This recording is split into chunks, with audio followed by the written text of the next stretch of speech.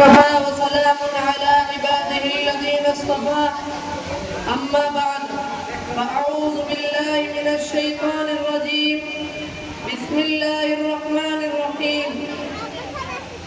يا أيها النبي قل لأزواجك وبناتك ونساء المؤمنين يدنين عليهن من جلابيبهن بے پردہ جو نظر آئی کل چند بیبیاں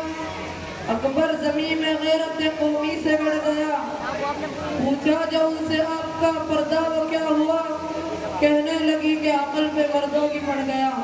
محترم حضرات میں نے قرآن کریم کی آیت کا ٹکڑا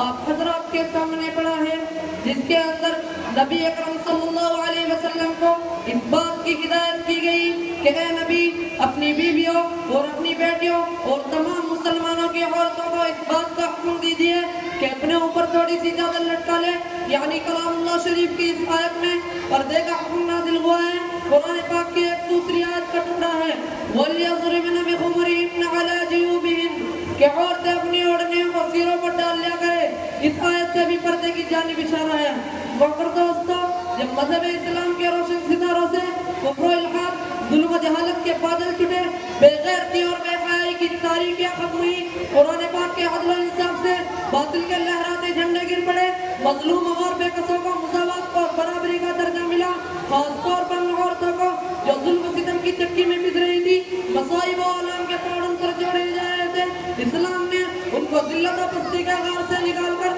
بلندی پر پہنچایا ظہور اسلام سے لے کر صدیوں تک مسلمان عورتوں کی بڑائی کے گیت گائے جاتے رہے اگر تاریخ کا اگر کھولا جائے